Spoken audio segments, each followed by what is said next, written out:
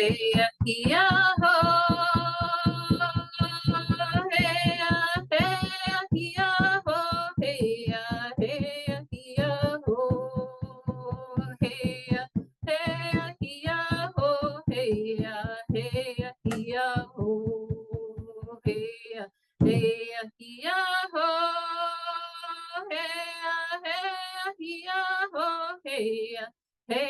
ya ho, hey ya ho, hey ya ho. Cook Kaswa'alapinchniknukwa, Amatishkaita, Amash Adskinchina. Hello, friends, and it's good to see you, and good as the day. I'm going to be sharing my PhD research work with you all today, and I just want to begin by saying Nxekmenlhkalha in Nxekmenlhkalha. I'm so grateful to all of you friends, all of you relatives for being here today, and for taking the time out of your day, for being here at the end of your workday especially. It really means a lot, and I appreciate you all. I just wanted to let you all know that. To start us off in a good way, I wanted to acknowledge where we're joining from today. For myself, I'm grateful to be joining you from the unceded traditional ancestral territories of the Musqueam, the Squamish, and the Tsleil-Waututh, while also acknowledging those that were here before us, those that are here now, and those that have yet to come. Dorothy Christian, as she jokes, but she is not one. She is an Nxekmenlhkalha. She's a friend, and she's graduated with her PhD at UBC, and she currently holds a director role in graduate studies here at SFU. She's a virtual storyteller and from the Secwépemc in the Syilx Nations. She shares what it means to be a good relative on these territories. Not what it means to be an uninvited guest, but to focus on the responsibilities that we hold. The responsibilities that we hold being good relatives on these lands, and the importance of holding that responsibility as we occupy space on these territories.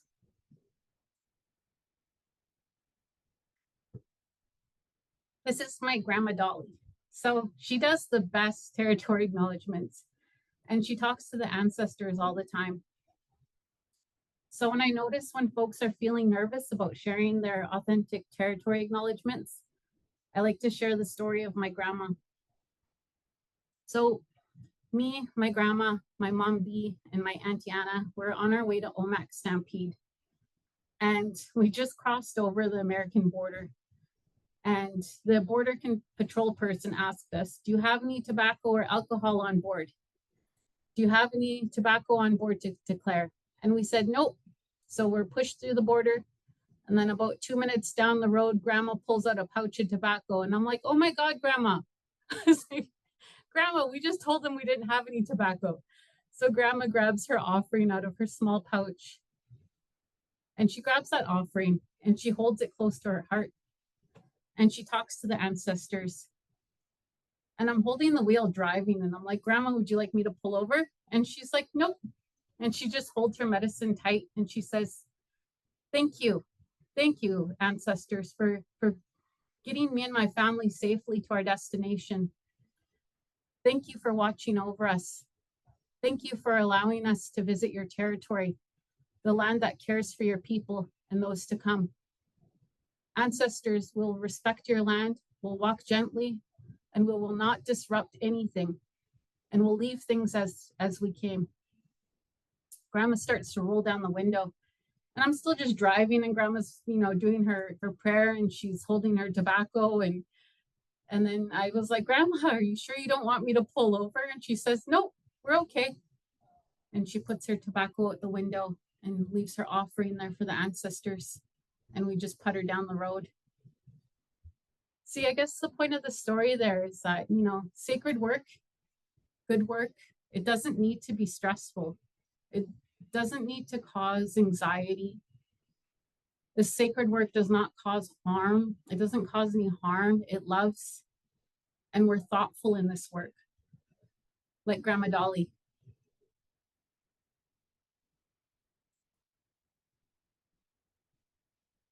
My name is Naomi. I also have a traditional name. It's St'at'imc. I'm St'at'imc and Secwépemc. I'm a second-year PhD student in the Department of Education Studies at UBC, as well as the Director of Indigenous Initiatives within the People, Equity, Inclusion Office at SFU. My name was given to me by my grandma Dolly, who I hold up as my matriarch. I mention my grandmother in all spaces that I go to and any chance that I can. I hold my grandma close to my heart and to my spirit and any work that I do. My grandmother is a survival residential school. She's the strongest person that I know, and she's a really good dancer. I think that's important. You all need to know that. My people are descendants of Coyote. We harvest medicine, we harvest food, fish, and we hunt. We also protect that land, protect the land that blesses us with such resources and the land that cares for our communities. Another connection with the land I think of is the St'at'imc, our pit homes, where we lived with our families and we would sit in circle together to teach and to learn from one another. And I think of the sweat lodge ceremonies that represent Mother Earth's womb. My people hold values, they hold teachings and ways that respect, and they hold the power in our songs, our stories, our dances, and our language.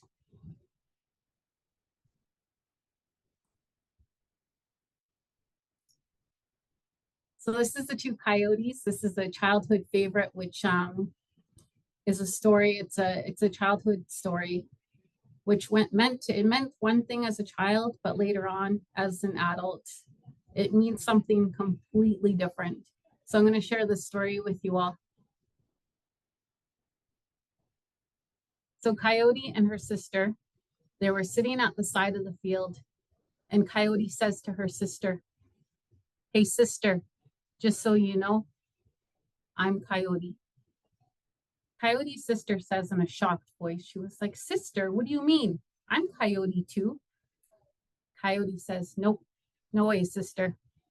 I am Coyote. You are just another one."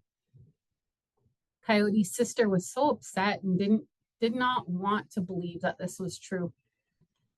Coyote says to her sister, "You watch, sister. When I walk by those people over there, you pay attention to what happens." Coyote trots by the people, flickering her tail, and they all exclaim really loud, "Oh, look, it's Coyote." Coyote's sister slowly and hesitantly follows behind her to join. And then the people say, "Oh, look, it's another one." The two sisters, they meet each other on the other side of the field, and Coyote says to her sister, "See, sister, I am Coyote, and you are just another one." Growing up as an older sister, I would tease my siblings about them being the other coyote or another coyote and how I was number one coyote. But as I'm learning, researching, and applying these traditional laws and ways of knowing in my work, as a mother, as a sister, a warrior, and an auntie, I humble myself as another coyote.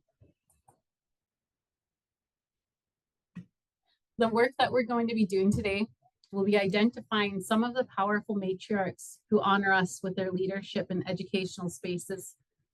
I want us to recognize why this work is important.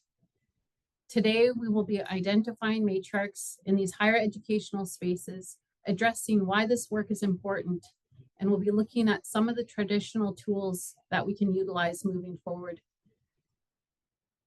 As we go through this journey together, keep in mind something that you're working on in your job or in your education. Let's brainstorm at the end of this presentation and share out how we may apply some of these stories, some of these tools, these traditional tools and methods.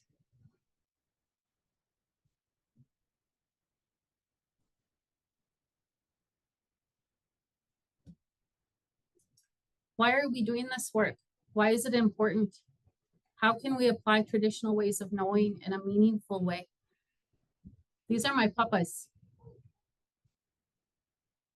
I love my grandpas. I love my papas. We lift them up in our community. But when the early researchers, the early anthropologists first came to our community, It was their assumptions that the only leaders were the men. So the women were often left out, and their voice was not included in the stories being shared and documented. There's lots of historical books and photos of our papas, but I do not have many of my grandmothers, the matriarchs. Because of colonization in the residential schools, our ways were at risk of being lost. So now we're in a state of healing, we're in a state of remembering and a state of growth. This work is important so we can build meaningful relationships with the matriarchs and the universities who hold these significant, powerful ways, and they hold these spaces in administrative roles. Reconciliation work and commitments. This means also acknowledging the rooted history of these schools, those residential schools. And also these higher educational spaces, you know, they once did not hold space for Indigenous folks. We're here today to do some good work, and it's community work. It helps us recognize where we are, what we're doing, and how we can get there. And this is also, we can ensure meaningful work is done for St'at'imc and Nxekmenlhkalha. St'at'imc and Nxekmenlhkalha, that means all our relations.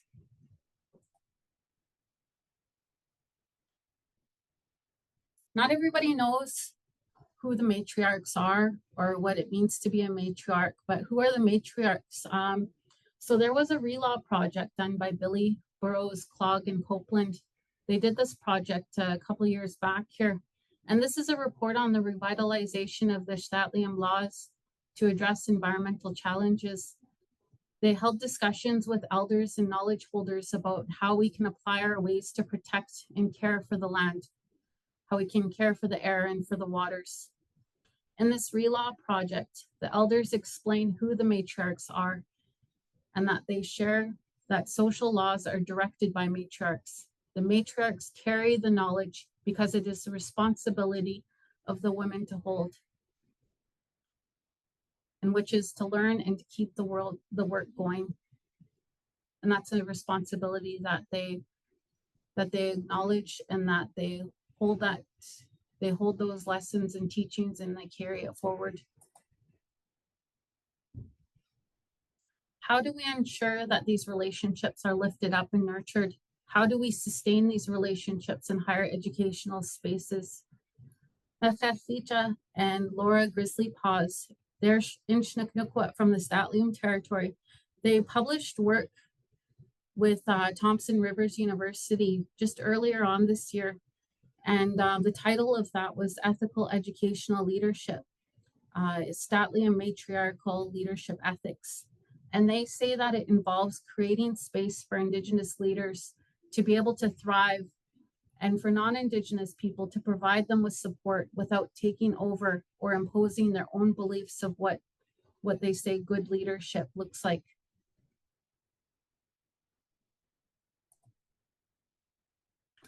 Also in the relaw project shared earlier, led by Burroughs, Billy, Clogg, and Copeland, they share the 7 St'at'imc teachings and how our ancestors would apply these laws in our social structures, caring for the land and for the people. Contradictory to settlers' beliefs that our people did not have laws, that they thought we didn't have education in place. These laws and ways of knowing were utilized by our ancestors and have been passed down from generation to generation. And we still practice these ways today. As I highlight matriarchs through this presentation, we'll discuss how they connect to the 7 teachings, how it connects to wellness, and we will be also recognizing the strengths that the matriarchs hold.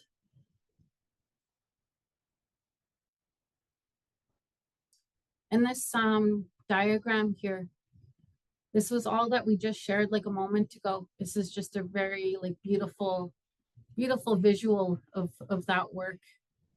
And the 7 laws are in the first layer there, you see in the middle: happiness, health, generosity, generations, pity, compassion, power, and quietness. Those are the 7 St'at'imc laws. In the middle layer there, you have the 4 quadrants of the mental, the physical, spiritual, and emotional. And the outer layer, those are the strengths that I've found in the common with the matriarchs we are honoring today. That's the stories, gathering, responsibility, and protectors. Those are some of the commonalities that I found between the matriarchs there that we're going to talk about. How can we learn, practice, and weave these traditional laws, wellness, and strengths from the matriarchs? We'll come back to this framework and share ideas later on. Today's stories and discussion will include matriarchs we have been so fortunate to work with in these spaces in higher education.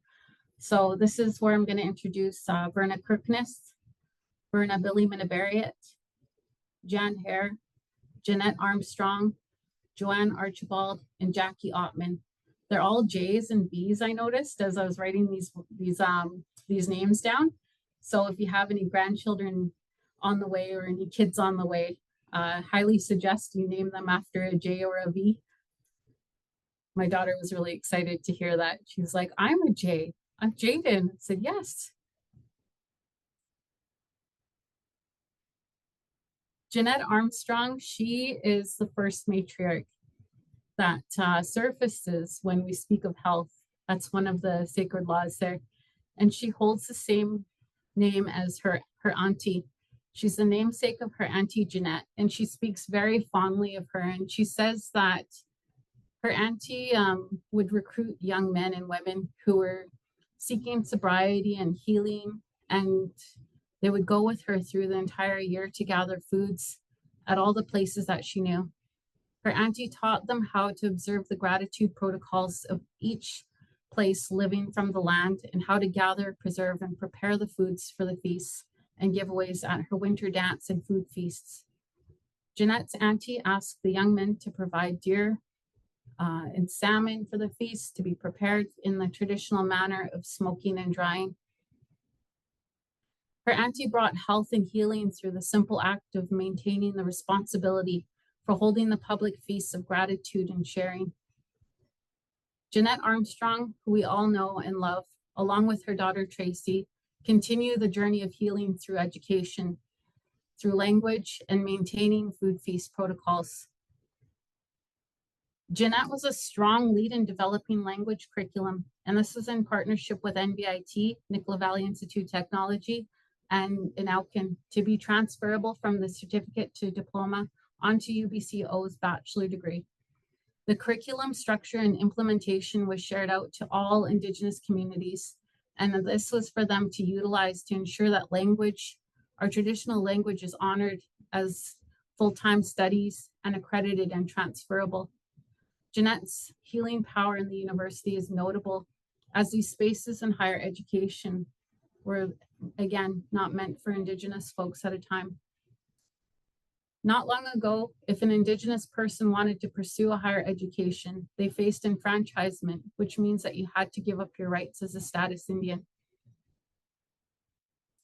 The last time I saw Jeanette, she was bouncing in the door at my sister cousin Alexa's dissertation defense table. Jeanette had a big smile on her face and stories of catching rides with her family members who were returning U-Hauls and figuring out her way to my cousin Alexa's dissertation. She came all the way from the Silk Territories to UBC Vancouver, and that's a really long journey. We all witnessed my cousin successfully defend her dissertation, and after we're all done, everybody was whooping and cheering and, you know, doing all those celebrations. There was songs that were shared, and you know, it was just a really special day to celebrate with the ancestors. You could really feel their presence there. After this really eventful day, especially for my cousin Alexa, but also for Dr. Jeanette Armstrong, Jeanette shared parting words with everybody. And then when she stopped, and she stopped at me when she was saying farewell to everybody, she said, if there's anything that you need, you let me know. And off she went. My spirit feels really, really appreciative of this matriarch's kindness. Dr. Verna Billy Minabariat, she graduated out hundreds of master students from smaller communities in partnership with UBC, with SFU, and with TRU. And these are just the ones that I'm aware of. I'm certain there's more. There were masters of social work. I've witnessed her develop these cohorts and have them graduate out to MBAs. My mom was one of those cohort members from the Masters in Business. I'm so proud of her. And Masters of Education cohorts. Verna's taught me the importance and the strengths of these cohorts, these relationships across nations, the importance of, you know, these relationships with public higher education sectors, Indigenous Adult and Higher Learning Association, and the partnerships that are developed with the ministries. Verna leads with humility, power, and strength. She's a strong advocate for education for the people and ensuring that we have teachers, that we have leaders and healers as we move forward. Verna shares in her dissertation, she says, my passion for making substantive changes in my role as a First Nations educator and administrator is not something that I acquired or developed through my career, but rather it is training. It's a way of life and a baton of responsibility handed down from my family, both current members and those who have crossed over to the spirit world. I've had the honor of working with Verna at Nicola Valley Institute of Technology. I wish everyone had such guidance, love, and strength in their work, their education, and life. I remember when I left my job at NBIT, because I worked at NBIT for many years, and I was off to pursue another path. Verna gathered everybody to wish me well on my final day of work. And she told me, and those that were in attendance, that the strengths that I carried, she shared that with me and with the people that were there to wish me well, and that I would do good work in the next role. And she blanketed me and she let me know that she supported me. She said that NBIT, the nt'aqmenlhkalha at NBIT, the friends, the family at NBIT supported me, and that I was loved, celebrated. And when she blanketed me, she let me know that I was protected. A few months later, I went on to my next job. And then a few months later, Verna sent me a text message to tell me, she sent me the text and she said, it's time to come home, sweetie. So back to NBIT I went, and I led in a role that encouraged my growth in education. And I remember a time, it was just after I went back to NBIT, Verna walked up to my desk and she asked if I was ready to do my master's. So off I went again. I went into a master's cohort and led, and in partnership with Verna at NBIT, this was led by Verna and Dr. John Hare at UBC. It was a beautiful cohort. It was a master's in education, and this was a partnership that was with NBIT and UBC, and it was just such an awesome cohort. I made some really good friends and made a lifelong family there.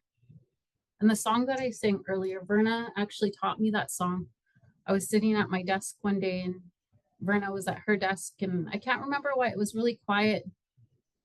But it was really quiet in the office that day, and I could hear her yelling my name. So I went running into her office, and she's like, hey, sweetie, we should learn the song. And I'm like, okay. I thought she had some work for me to do, but she just wanted to, we just sat at her desk and learned a song. So that song's really significant because of that story. Verna Kirkness. So Verna, she brought us the 4 R's in higher education. You hear this everywhere. Everybody uses it. And she boldly calls out in her article there, she boldly calls out universities with stating that the institutional response when faced with problems of inadequate achievement and retention is usually to intensify the pressure of First Nation students to adapt and become integrated into the institution's social fabric. UBC Department of Education Studies, the late Michael Marker, he said in his article in 2017, he said, while Kirkness and Barnhart are widely cited as research methodology and community engagement, it was written more to critique universities' cultural systems and to propose that Indigenous knowledge is a necessary component of transformation and speaks to the survival of universities. The 4 Rs, that article by Kirkness and Barnhart was published more than 20 years ago. And so many people would say it's transformational. It brought attention to the issues that Indigenous students had to deal with as they attended their studies, being forced to conform instead of being valued and uplifted. My first experience meeting Brenna Kirkness was outside of the UBC Chan Center. I was just graduating out from a master's program, and it was when all that chaos was happening, when the floods, when the floods happened and the roads were closed, and yeah, so it was a non-Indigenous ceremony, and everybody was still masked, wearing those masks at the time, and we weren't allowed to sit beside each other, so our cohort was really sprawled out, and we had to take our photos with our masks on. And when you entered the center, it was like opera classical music to start, and there was a non-Indigenous person saying their spiel, I guess, for like probably the 6th time, because at UBC there's like graduation ceremony after graduation ceremony, so they're probably repeating the same thing like after 6 times over. So we walk the stage, we're in our masks, we're covered up. I think we're wearing gowns that were borrowed from another school too, because of the floods, we couldn't get proper gowns. So cue the classical music again and the opera music, and we all had to walk, separate from one another. And so we're walking outside and upstairs to where, where they sell graduation flowers and frames. And we're walking up the stairs, and at the top of the stairs, there was Brenna Kirkness. She was standing there at the top of the stairs with her smiley eyes behind her mask that she was wearing. And she was just waiting there. She was just waiting to greet us and to congratulate us. I don't know if she knew like that we were going to be graduating out that day, or if there was an Indigenous cohort that was graduating, or how she knew that there was going to be that group there. But they're in the midst of a pandemic, in the midst of, the landslide and whatnot. She was ready to greet us and to congratulate us and to encourage us, to let us know that we belonged and that she was proud of us. That anti-smile and that pride that matriarchs carry for our people it's medicine.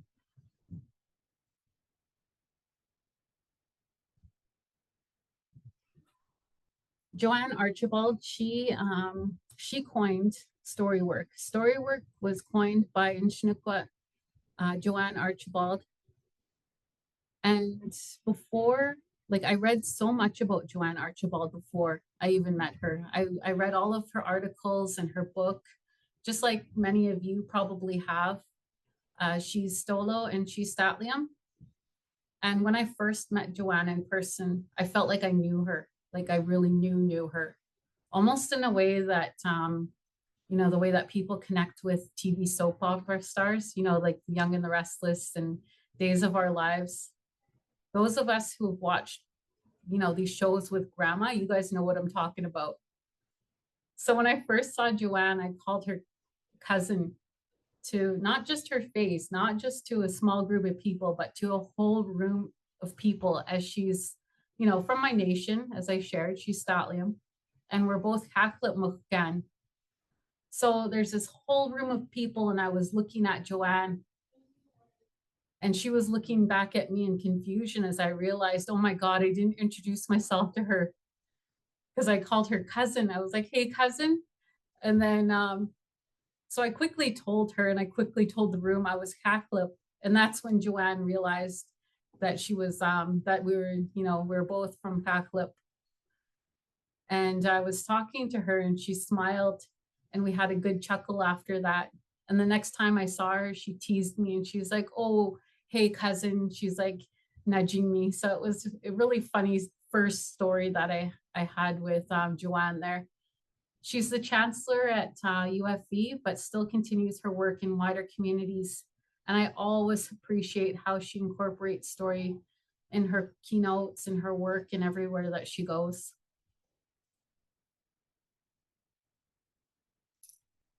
Sorry, guys, I need some water. So this is Jackie Ottman. I met Jackie at the International Indigenous Education Symposium. Herself and the First Nations University hosted this past summer, this symposium. And there were folks, teachers, students from New Zealand, they're from Australia, from the States, and faculty and students from here in Canada as well. It really was such an honor to be selected to attend this symposium. And I was really excited to meet Jackie as she's the president of First Nations University. And when she introduces herself and the university, the pride that I hear from her voice when she speaks about First Nations University and it being the only First Nations university in Canada. I really, really know that pride so well, as do those that know NBIT and are part of that family. NBIT is BC's sole Indigenous public post-secondary school, and that's a really, really beautiful family to be a part of. I spoke with Jackie about 2 weeks ago and we talked about this research that I'm doing on matriarchs and these roles. And we spoke about the symposium and the important discussions that took place on that day. Jackie said matriarch practices have been silenced for so long. There's importance in being aware of what the colonial influences are. She also mentioned how good it feels to be sitting in spaces, to be looking around rooms at Indigenous executive leadership tables and noticing the high percentage of Indigenous women in these positions and that these women have prominence. I reminded Jackie about the symposium about when Maria Campbell spoke. Maria Campbell is an elder, she's Cree and Métis, and she was saying that when we're sitting in circle at the symposium, Maria said that anytime men are occupying space, the women and the grandmothers should be doing so the rest of the 50%. Not only should that be known, but that's our responsibility as women as well to apply these teachings. This is how we bring balance and to ensure that the work is being done in a good way. Jackie agreed and she said, yes, we're so fortunate to have Maria attend. And she said, it's important that we're also not dismissing the male voice as they're respectful. They restore that balance as well on their side. She said, wellness is related and connected to our values. She also brought up that there's so much power in matriarch's energy.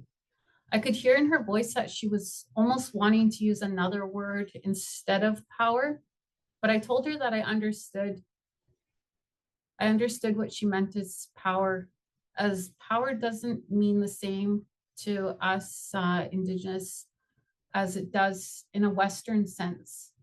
Power is something different when it comes to our traditional laws. And then when I asked Jackie if I could return to connect with her for lunch or tea or to talk to her about her experiences and perhaps, if she had any words of encouragement for those up and coming, she immediately responded. She said, of course, that's a responsibility that I carry. This is Jan Hare. I was really fortunate to work with Jan on a gathering that she hosted, and it was the International Indigenous Teacher Education Gathering. And this was to bring Indigenous teacher education champions from all over the world. I see Jan as someone making time to visit and to be with the people. She's also created space such as Indigenous Alumni Network, and this really speaks to the lifting up the community around her. The quote that I've shared here was a session held by PDCE at UBC, and the topic was learning and leadership in the early years. Jan says, as educators, if we really are serious about engaging with Indigenous knowledges and pedagogies, we need to work at our practices. And I'm so proud of our current Dean in Education at UBC for holding the values she does and reminding us as a wider community where we should be in our work. Indigenous women in such significant leadership roles, I advocate for celebration. I advocate for ceremony and to invite the ancestors and to witness and to mark these days as a university community and as a family. Parts of our journey as First Nations folks are these rites of passage. And it's really important to ensure this work is done. This is how we reach milestones, engage our growth in many of our nations. How do we bring our communities and the ancestors together to celebrate and share? This may not look the same when we do this work as going back home. And, this may not look the same as going back home to the longhouses, perhaps where we do ceremony or education. This may not look the same as, if we go home to our pit homes or, to back on the land, etc. But I really want to acknowledge that these passages, these rites of passages in our life are really, really important, not only back home, but here as well. So my PhD supervisor, that's Dr. Dustin Louie, he shared words of what it means to be First Nations folks and how we're not simply born First Nations, but later on we come to be. And I really resonated with that.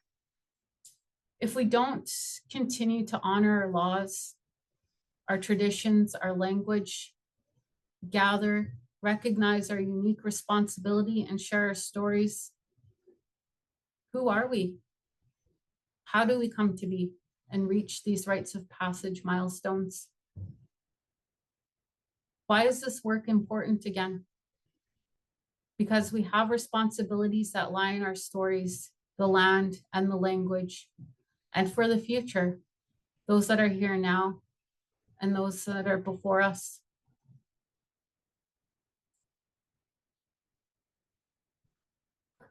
How can we apply these tools?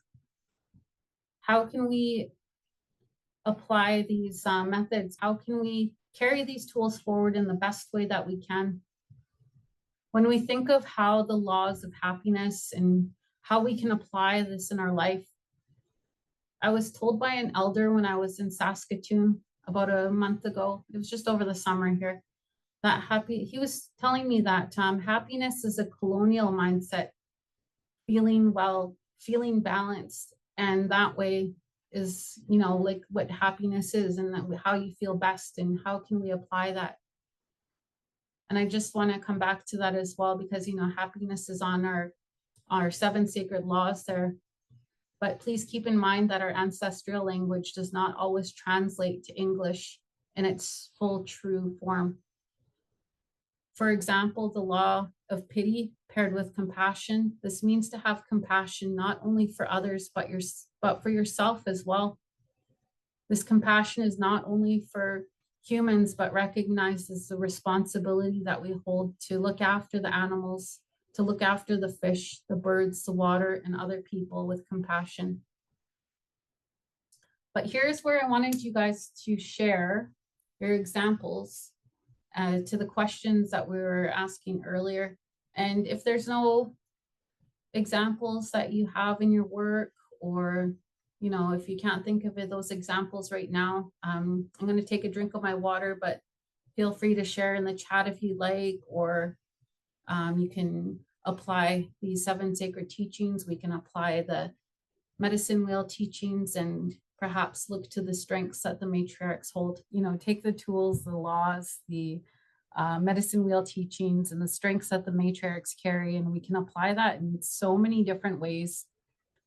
These were words before myself and my friend Alexis took these words and we put them together. And I'm not really great at making things visually really beautiful, but you know, that's why I have my bestie here helping me with this work. And we made this beautiful framework here with the words that were already shared for generations and generations. And we just recognize the strengths that the matriarchs carry. So I just wanted to give that shout out to my friend Alexis for supporting me in this work as well, and for, you know, bringing that strength forward and supporting. I wanted to share with you all today. This photo is really powerful, and it brings really good memories. Martina Pierre, she's at the front in this picture here. She's wearing a cedar hat. She was at the front at Hobier at the celebration that happens every year here in Vancouver.